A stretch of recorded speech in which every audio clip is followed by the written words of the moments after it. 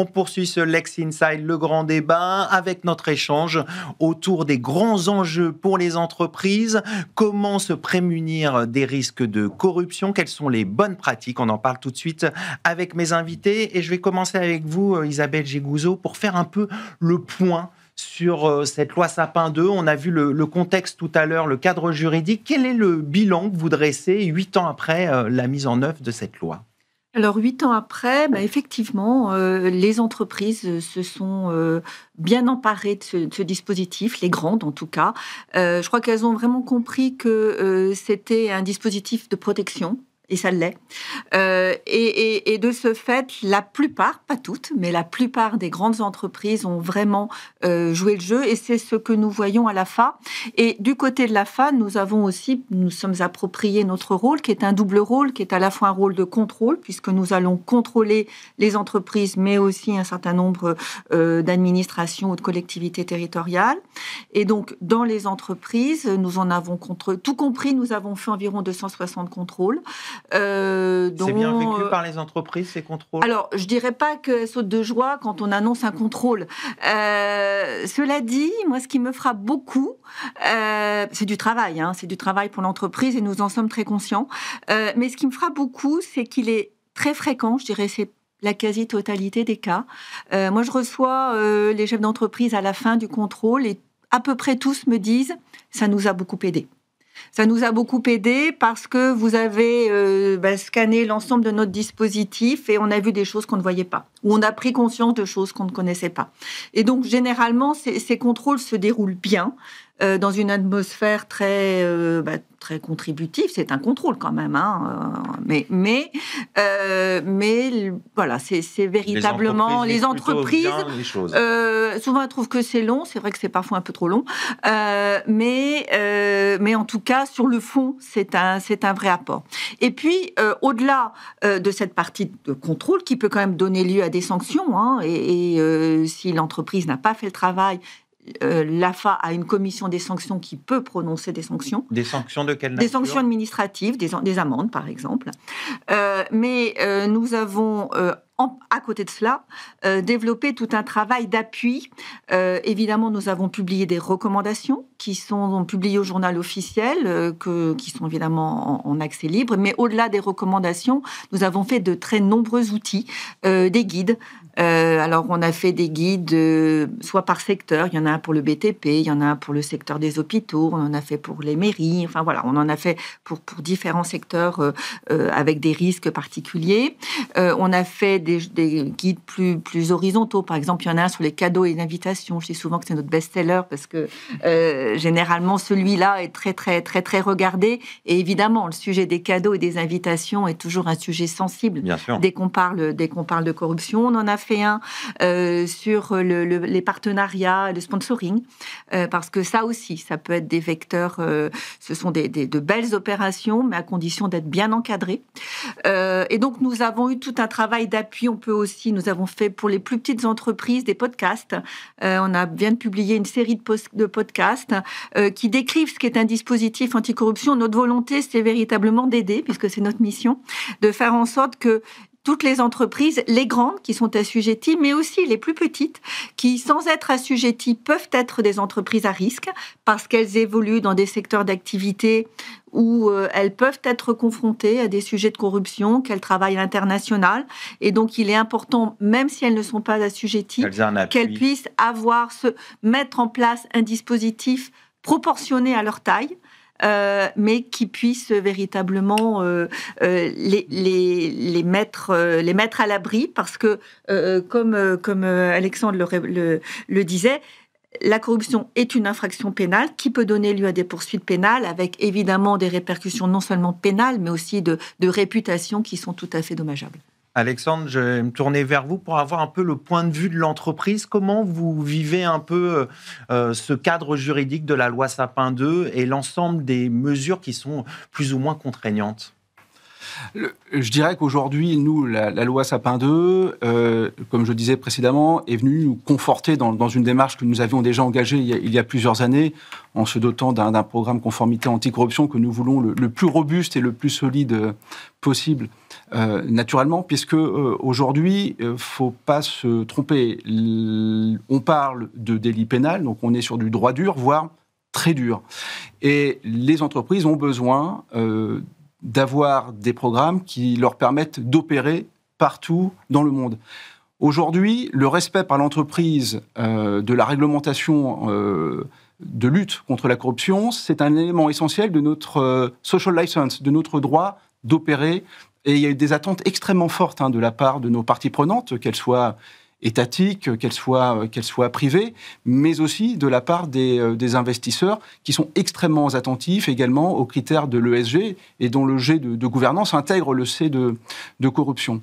Donc nous, on essaye de le prendre, je dirais, de manière constructive pour continuer à progresser dans la manière de lutter contre ces phénomènes au sein de l'entreprise, mais aussi à l'extérieur vis-à-vis de nos parties prenantes. Est-ce qu'il y a des freins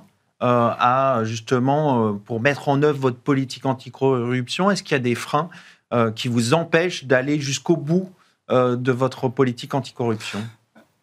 Je dirais que la difficulté qu'on peut rencontrer dans des grands groupes internationaux, je vais parler pour le nôtre, mais je pense que ce sont peut-être des enjeux que rencontrent d'autres grandes entreprises comme la nôtre, c'est le fait qu'on puisse être assujetti avec des présences mondiales très larges à différents environnements réglementaires. Nous avons une particularité, nous, chez Total Energy, c'est que nous sommes cotés en France, nous sommes également cotés aux États-Unis, donc nous avons, je dirais, cette double exposition qui est extrêmement forte à la réglementation américaine et à la réglementation française, où on doit naviguer dans un environnement où la France et les États-Unis n'ont pas nécessairement les mêmes approches en matière de guide pour mettre en place des programmes. Donc il faut jongler entre ces deux systèmes juridiques. Il faut arriver, si vous voulez, à articuler l'ensemble. C'est un exercice qui nous demande, je dirais, de l'investissement et de la compréhension.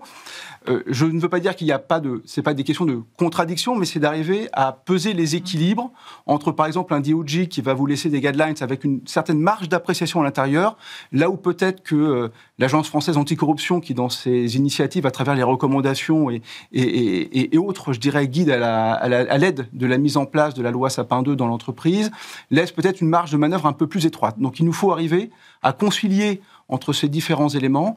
Donc c'est un travail particulièrement intéressant et qui montre que la conformité, c'est un droit vivant. Il y a un programme de lutte contre la corruption, c'est dans l'entreprise aussi un programme vivant qui doit évoluer au fil du temps. Alors, je vais me tourner maintenant vers Emmanuel. On va aborder un peu un aspect d'accompagnement des entreprises. Comment vous, au quotidien, vous accompagnez les entreprises sur ce sujet ?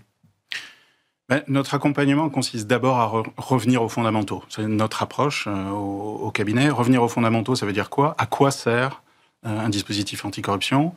Quel a été l'apport de la loi Sapin 2 sur le sujet ? Moi, je pense que c'est toujours absolument fondamental d'y revenir. La loi Sapin 2, elle impose aux entreprises de mettre en place un programme de lutte contre la corruption avec un objectif, c'est dans l'article 17 de la loi, prévenir et détecter les faits de corruption. Donc c'est important de comprendre la logique du système pour pouvoir accompagner les entreprises. Prévenir et détecter, ça veut dire faire en sorte que ça n'arrive pas, mais être en mesure de détecter quand une situation potentiellement problématique survient, être en mesure de la détecter en France, comme être en mesure de la détecter à l'extrémité de sa chaîne de valeur. C'est là où est la difficulté. Comment fait-on pour se rendre compte que l'intérimaire qu'on vient de prendre est en réalité le fils du ministre des Transports du pays dans lequel on exerce son activité. Et lorsque cette situation a été détectée, lorsqu'elle survient, comment la traiter ? Donc ce diptyque prévention-détection, nous on y ajoute l'action, prévenir, détecter, agir. Que fait-on une fois que cette situation survient ? Et c'est là l'intérêt de notre approche et de notre assistance des entreprises. Il faut que les politiques mises en place soient effectives. Je pense que c'est un point d'attention extrêmement important. Ça ne sert à rien de mettre en place des politiques toujours plus complexes si elles ne sont pas appliquées est correctement appliqué. C'est aussi un de nos conseils et c'est un de nos points d'attention. Je pense que c'est aussi un des points d'attention d'ailleurs de l'Agence française anticorruption. Pour en revenir un peu à ce qui a été dit tout à l'heure, mais les entreprises ne voient jamais arriver d'un bon œil un contrôle de quelque autorité que ce soit. Nous-mêmes, on n'a pas envie d'être contrôlés dans notre quotidien. Elles trouvent souvent que s'engager dans un contrôle, d'un contrôle de l'Agence française anticorruption, c'est quelque chose de lourd. On part pour 12 mois, 18 mois, parfois un contrôle de suite derrière. Mais ce dont on se rend compte en les accompagnant, c'est qu'en réalité, très rapidement, elles en sont satisfaites, elles échangent avec l'Agence française anticorruption, elles font le cas échéant évoluer leurs pratiques et surtout, elles prennent le point. C'est-à-dire qu'elles prennent en compte les observations qui leur sont faites, c'est vraiment un échange, elles suivent les recommandations et on ne rencontre pas, enfin nous on ne rencontre jamais en tout cas, d'entreprises qui ne seraient pas vertueuses, c'est-à-dire qui diraient je n'ai rien à voir avec tout ça, c'est tout le contraire. Alors Isabelle Gégouzeau, on va parler un peu des outils. Emmanuel a parlé du prévenir, détecter. Quels sont les outils à disposition des entreprises pour prévenir, détecter les atteintes à la probité ? Alors, la loi Sapin 2 est assez prescriptive. Elle explique très clairement ce que doivent faire les entreprises. Alors, c'est d'abord une cartographie des risques, et puis une cartographie des risques qui couvre l'intégralité des activités de l'entreprise. Et ça, c'est très important, parce qu'évidemment, si vous voulez prévenir et détecter la corruption, il faut que vous analysiez où sont vos risques. Et c'est une analyse assez concrète qui est indispensable, parce que sinon, tout ça ne sert à rien. Et puis, une fois que vous avez votre cartographie, vous savez où sont les risques, c'est des scénarios qu'il faut réussir à élaborer très concrètement, mettre en face toute une série de mesures de remédiation. Alors ça va d'abord un code de conduite concret avec des exemples. Nous sommes très très attentifs au sujet des exemples parce que dire la corruption c'est pas bien, on est tous d'accord. Mais qu'est-ce qui se passe si vous êtes dans telle situation et que devez-vous faire ?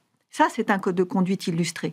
Après, des formations, la même chose, mais pas une formation abstraite, une formation très concrète qui est liée aux risques auxquels l'entreprise a son métier.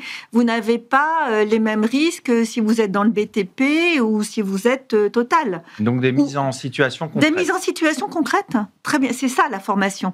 Et ça demande un vrai travail.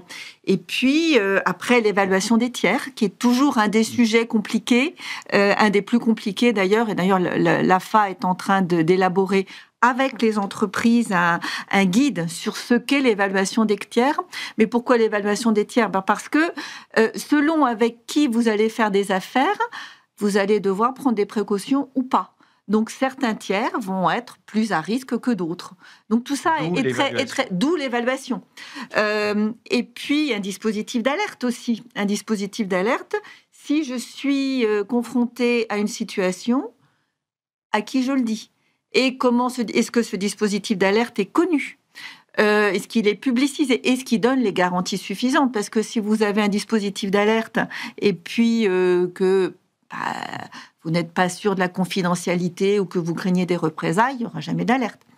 Un dispositif comptable, parce qu'évidemment, les contrôles comptables sont un des moyens de vérifier où est-ce qu'il y a de la corruption. Pas des contrôles comptables génériques, mais des contrôles comptables sur les lieux ciblés là où il y a des risques, d'où l'intérêt de la cartographie des risques. Et puis des contrôles internes aussi, qui vont vérifier que tout ça fonctionne, et puis enfin, évidemment, des sanctions. Parce que si, malgré des faits, il n'y a pas de sanctions, tout se casse la figure. Donc tout ça est extrêmement cohérent, et c'est ce que réclame la loi Sapin 2, et c'est l'esprit dans lequel nous l'appliquons. Parce que pour nous, en fait, il ne s'agit pas d'avoir un dispositif très joli, et on en trouve dans certaines entreprises. Il faut que ça fonctionne derrière. On a des dispositifs que j'appelle cosmétiques, où tous les papiers ont été parfaitement écrits, mais quand on va tester, il n'y a rien qui fonctionne. Et c'est absurde. C'est absurde parce que d'abord, ça coûte cher. Une entreprise, même de faire un dispositif cosmétique, éventuellement en se faisant aider, ça va coûter cher et ça ne sert strictement à rien. Alors justement, voyons un peu chez Total comment ça se passe. Comment justement vous avez intégré ces outils et quel est le coût justement de cette politique anticorruption ? La mise en place d'un programme de conformité, c'est un investissement naturellement pour l'entreprise, mais c'est quelque chose qui se fait, je dirais, de manière durable. Puisque, je disais tout à l'heure, ça fait partie de notre licence pour opérer. Donc, c'est aujourd'hui très clairement un levier de durabilité pour l'entreprise. Vous l'avez dit, Isabelle Gégouzeau, c'est aussi quelque chose qui est un ensemble qui doit être cohérent. Donc de la conception jusqu'à la mise en œuvre. Et pour s'assurer de l'efficacité sur le terrain, pour nous, on a considéré qu'il était absolument nécessaire d'avoir des relais qui sont nos compliance officers dans chacune de nos entités.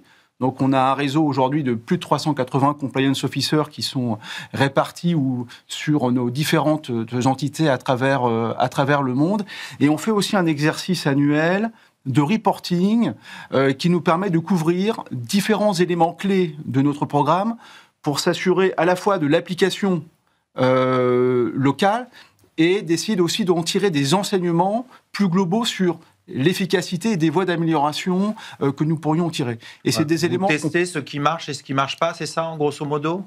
On regarde comment est-ce qu'il est déployé et une fois qu'on a cette photographie-là, on regarde à l'intérieur les cas dans lesquels on pense qu'on aurait des voies d'amélioration, des cas dans lesquels on pense qu'on est sur le taux de maturité ou le niveau de maturité qui nous convient. Et quand vous avez des voies d'amélioration, la question est toujours de savoir, est-ce que c'est une amélioration que je dois apporter au niveau local parce que c'est là qu'il faut que l'on aille agir, compléter, ou est-ce qu'on peut tirer un enseignement un peu plus global pour la compagnie d'une façon générale. Voilà. Le rôle de l'avocat, Emmanuel, sur ces outils, comment vous accompagnez les entreprises sur la cartographie des risques ou l'évaluation des tiers, qui est un enjeu très important ? Nous, on accompagne les entreprises de différentes manières selon leurs besoins. On a des entreprises qui viennent nous voir ou qui venaient nous voir il y a longtemps et qui n'avaient pas de dispositif de conformité qu'on mettait en place de A à Z. Il y en a qui viennent nous voir parce qu'elles ont besoin d'écrire une politique d'évaluation des tiers ou qu'elles ont besoin de remettre à plat leur méthodologie de cartographie des risques. Donc, nous, on intervient à différents niveaux. La méthodologie est extrêmement importante. L'agence insiste beaucoup sur la méthodologie et la documentation de la méthodologie quand on lance un exercice de cartographie des risques. Sur l'évaluation des tiers, c'est un sujet extrêmement important puisque c'est bien souvent, c'est même systématiquement avec les tiers que se logent les difficultés. Évaluer ses clients, ses fournisseurs de premier rang, ses intermédiaires, ça n'est pas trop compliqué quand on est une entreprise de taille moyenne. Quand on a 70 000 fournisseurs, par exemple, ça commence à devenir plus compliqué. Bien sûr. Donc, nous, nos recommandations, elles sont, j'ai envie de dire, presque banales. On cartographie aussi ses tiers. Dans sa cartographie des risques et son processus d'évaluation des tiers, on cartographie ces tiers pour savoir quels sont les tiers à risque, quels sont les tiers sensibles, dans quel pays ils évoluent. C'est quand même un autre sujet. Il y a des pays qui sont plus ou moins à risque que d'autres, donc ça doit être pris en compte. Et puis ensuite, on met en place des outils qui permettent non seulement cette évaluation des tiers ab initio, on va travailler avec telle entreprise, donc on va faire une due diligence sur telle entreprise. On se pose la question de la périodicité de cette due diligence. À quelle périodicité, selon le niveau de risque du tiers, faut-il la mettre à jour ? Est-ce qu'on a besoin d'aller rechercher une due diligence extérieure, c'est-à-dire de demander à un organisme, une société dont c'est la spécialité de venir évaluer ce tiers ? Et puis, que mettons dans le contrat qu'on va passer avec le tiers ? Est-ce qu'on met simplement une clause de lutte contre la corruption ? Est-ce qu'on met une obligation d'aller former le tiers à la lutte contre la corruption ? Ça, c'est du cas par cas en fonction. Est-ce qu'on met une clause d'audit ? L'entreprise, du pays. Ça dépend du niveau de criticité du tiers dont on parle. On n'a pas besoin forcément de mettre une clause d'audit au sein de son vendeur de gomme et de papeterie d'en bas de la rue qu'on connaît depuis 20 ans, même si la question pourrait se poser. Mais oui, ça dépend. Alors, c'est au cas par cas, c'est par catégorie. Quand on parle de 70 000 fournisseurs ou de 10 000 sous-traitants, enfin, pour les grandes entreprises, on voit bien tout de suite la difficulté. Et on voit la difficulté d'autant plus qu'il faut être vertueux dans toute la chaîne de valeur. C'est ce qu'exige la loi, et c'est ce qu'exige aussi l'agence. Donc on voit la difficulté de l'exercice. Je voudrais ajouter quelque chose là-dessus. On dit depuis le début que la loi Sapin est un outil formidable qui favorise les entreprises qui l'appliquent parce qu'elles sont vertueuses et parce qu'elles s'inscrivent dans un environnement qui devient de plus en plus vertueux. Donc. Mais il y a des entreprises qui n'y sont pas soumises, qui ne sont pas assujetties en France, qui n'y sont pas assujettis dans les autres juridictions de l'Union européenne et qui sont encore moins assujettis aux mêmes obligations dans le reste du monde. Parce qu'elles sont en dessous des seuils. Alors, parce qu'elles sont en dessous des seuils en France.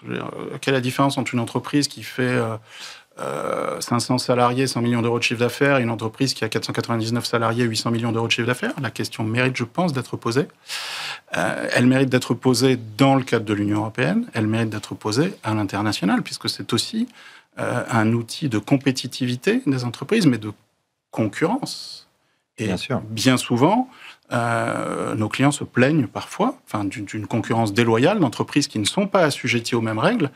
Il faut bien comprendre que quand on est obligé de mettre autant de mécanismes dans sa chaîne de valeur, à l'autre bout du globe, je ne citerai pas de juridiction, mais à l'autre bout du globe, on défriche le sujet. On est bien souvent très, très au-dessus du niveau du droit local.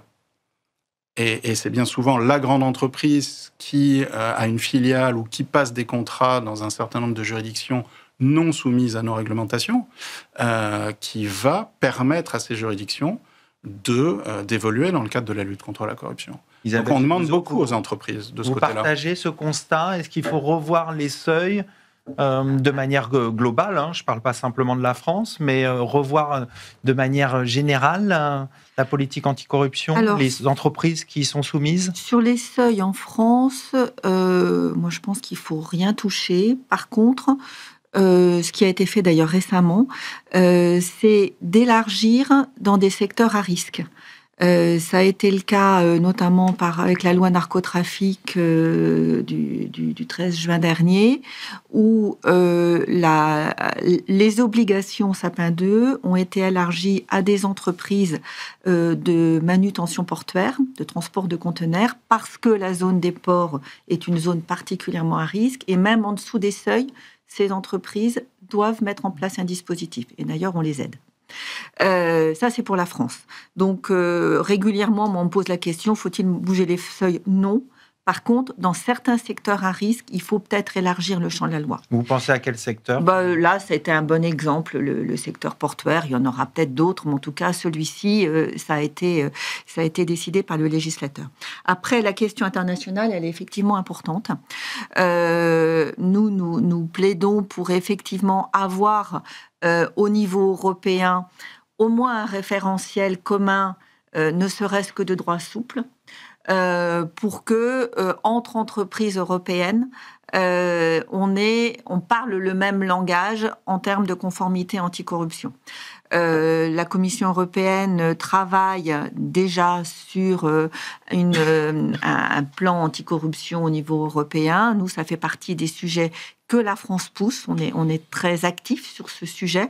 Et l'idée d'avoir au moins un référentiel commun, ne serait-ce que de droit souple, serait un point important pour que les entreprises, effectivement, aient un level playing field un peu plus harmonisé au niveau européen.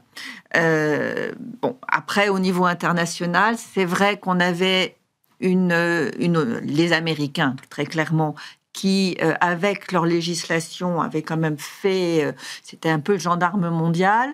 Ils ont, comme l'expliquait Emmanuel, dans un premier temps, suspendu le FCPA, puis, au mois de juin, pris des guidelines qui sont un peu la transcription dans le domaine de l'anticorruption de America First. On va voir comment ils le mettent en place, mais qui disent on va protéger les intérêts américains, ce qui peut vouloir dire on va être particulièrement vigilant, ce qui d'ailleurs était déjà un peu le cas, sur ce que font les entreprises étrangères. Donc moi, mon sujet là-dessus, c'est de dire aux entreprises françaises, ne baissez pas la garde, et effectivement d'être très très vigilant sur ce qui peut se passer sur ce sujet. Alors j'imagine que Alexandre, vous plaidez aussi pour une harmonisation européenne sur ces sujets. Ouais, d'une façon générale, quand on est une entreprise comme la nôtre, où on opère dans des centaines de pays soumis à des environnements juridiques différents, on va aller rechercher, lorsque c'est possible, les standards les plus communs. Donc plus on aura des standards qui, au niveau mondial, seront partagées, mieux on se portera, en termes de prévisibilité juridique et de sécurité juridique de nos activités. Au niveau européen, bien sûr, c'est vrai qu'on sait qu'il y a des échanges actuellement en cours autour de directives, mais il est important, je pense, véritablement au niveau européen, qu'on ait, comme vous l'avez dit, Isabelle Gégouzeau, qu'on ait à tout le moins le même terrain de jeu, pour des raisons des fois concurrentielles, mais aussi de cadre juridique commun dans un environnement, finalement, où on partage tant de choses d'un point de vue économique, mais aussi culturel.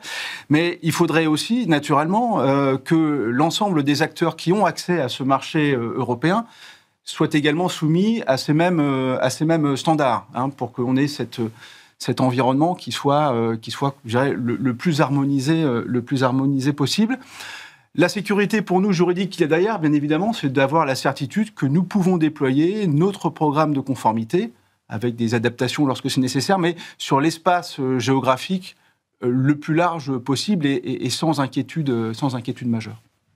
Emmanuel, est-ce que vous voyez d'autres points d'amélioration du dispositif anticorruption en France, en Europe et voire plus largement?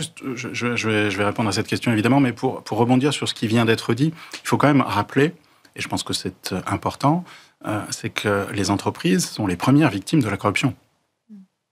Les entreprises, elles concourent à des appels d'offres internationaux, elles concourent à des marchés publics, et lorsque les règles ne sont pas les mêmes pour tout le monde, bien souvent, les entreprises, en tout cas les entreprises françaises, sont victimes de la corruption des autres.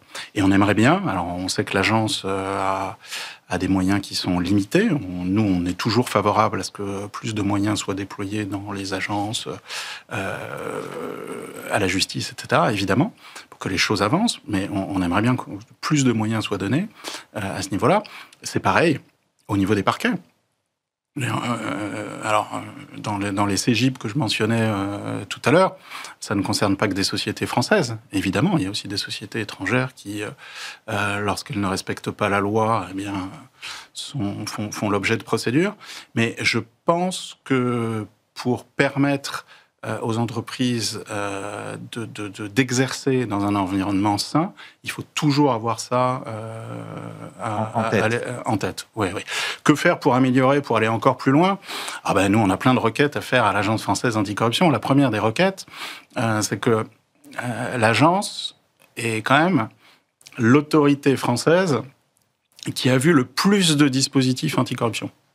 Nous, les avocats, on assiste plein de clients, donc on est capable de faire un parangonnage, un benchmark assez précis, mais néanmoins, on n'a pas été en charge des 160 contrôles des acteurs économiques de l'agence. L'agence, oui. Donc, quand vous évoquiez tout à l'heure les codes de conduite, les comportements à proscrire, les comportements à suivre, on trouverait formidable, en tout cas moi, que l'agence publie non seulement des recommandations, mais pourquoi pas les meilleures politiques. Quelles sont les 10 meilleures cartographies des risques? De manière anonymisée, quelles sont les 10 meilleures cartographies des risques qu'en 8 ans d'Agence française anticorruption, vous avez vu? Quelles sont les procédures d'évaluation des tiers qui ont passé vos contrôles? Quelles sont les 10 meilleures? Vous avez fait 160 contrôles d'acteurs économiques, ça veut dire quoi? Vous avez audité 130, 140 entreprises, vous avez vu 140 codes de conduite qui chacun liste les comportements à proscrire. On aimerait bien avoir une database de ces comportements. Ce serait un formidable outil d'amélioration du référentiel français. Alors oui, complètement. Alors déjà, je souhaite dire que l'agence travaille beaucoup avec les acteurs économiques. C'est-à-dire qu'à chaque fois qu'on publie un guide, par exemple, on consulte. Nos guides sont toujours le fruit de consultations intenses. Il y en a un sur lequel on est en train d'en écrire un, je le disais, sur l'évaluation des tiers. On a fait un premier projet et on l'a soumis à la consultation. Et d'ailleurs, on l'a fait après même avoir fait une première enquête. Donc, on est vraiment le plus branché possible sur les besoins des acteurs économiques pour que nos outils répondent à leurs questions. Et d'ailleurs, dans nos outils, on donne déjà pas mal de bonnes pratiques. Le guide sur l'évaluation des tiers, il ressort des bonnes pratiques. Et régulièrement, on donne, quand on fait une formation, quand on fait même des podcasts, on donne des bonnes pratiques. Le faire de manière systématique, ça fait partie de mes projets. Donc tout à fait. Nous avons l'intention de publier des petites fiches, des documents beaucoup plus courts en fait sur des bonnes pratiques. Par exemple, il y a un sujet sur lequel on travaille en ce moment, qui est l'engagement de l'instance dirigeante. C'est le point fondamental. Pourquoi ? On n'en a pas parlé encore, mais parce que c'est ce qui va enclencher tout le reste. Si vous avez à la tête d'une entreprise une instance dirigeante qui donne le là, c'est-à-dire qui à la fois par ses messages, des messages très clairs sur le thème « je ne veux pas de ça chez moi », ça tolérance la zéro. Culture de l'entreprise. Ça donne la culture de l'entreprise, ça infuse. Et puis, ça veut dire aussi des moyens pour ces services de conformité qui leur permettent de fonctionner, des messages réguliers, un vrai investissement. Une entreprise qui met l'éthique et l'éthique anticorruption au cœur de son action, tout s'aligne. Donc, sur ce sujet, par exemple, on est en train de travailler à une fiche et sur des bonnes pratiques. Mais sur tous les autres, et moi, ça a été une de mes remarques en arrivant à l'Agence française anticorruption. Bon, maintenant, on a un peu de recul. Et dans nos contrôles, de plus en plus, on note les bonnes pratiques pour petit à petit faire des publications. Alors, Alexandre, j'imagine qu'avoir des bonnes pratiques, c'est quelque chose qui doit vous satisfaire aussi ? Davantage de bonnes pratiques, de référentiels ? Avoir des éléments qui soient des sources de benchmark ou de comparaison, c'est toujours très utile. Je pense qu'on essaie toujours d'énormément échanger, et j'essaie de le faire également avec mes pairs, qui soient du CAC 40 ou à l'étranger, parce qu'on a beaucoup à apprendre les uns des autres. Si l'AFA, naturellement, demain, venait à partager des bonnes pratiques, je dirais... C'est vraiment ça pourrait être un élément très positif, notamment si ça devient des sources d'inspiration complémentaires à ce que l'on peut nous-mêmes capter comme type d'information à la fois de l'extérieur mais aussi de l'interne. Peut-être pas en faire des éléments qui viendraient à nouveau contraindre ou fixer un cadre, je dirais, de contraintes additionnelles. Mais une aide pour savoir s'adapter, parce que quand on parle de code éthique, de code de conduite, on touche vraiment à la culture de l'entreprise. Et je pense qu'il faut qu'on ait cette liberté d'appréciation. On connaît bien nos risques, on connaît notre environnement, on connaît nos métiers. Et donc, il faut qu'on arrive à trouver le bon équilibre entre ces contraintes externes, les attentes que vous pouvez avoir, mais aussi la manière dont on doit s'adresser et porter ces sujets vis-à-vis de nos collaborateurs. L'engagement de l'instance dirigeante, c'est naturellement un des éléments clés, mais je crois qu'aujourd'hui, dans des entreprises qui ont une certaine maturité en matière de lutte contre la corruption, aujourd'hui, je crois que l'engagement du top management, c'est plus véritablement, je dirais, un sujet. Ce qui est important, c'est deux choses, c'est que ce soit bien compris et articulé au niveau du middle management, et qu'on aille véritablement faire comprendre l'ensemble des enjeux liés pour les gens qui, sur le terrain, nos opérationnels, vont mettre concrètement en place nos programmes, puisqu'on va quand même, chaque jour, ce sont des gens qui ne sont des non-juristes, qui mettent en place et qui implémentent, je dirais, ce programme de conformité anticorruption. Donc c'est un exercice qui va vraiment, véritablement de haut en bas. On va conclure notre débat là-dessus et on poursuit tout de suite notre émission avec notre cas pratique.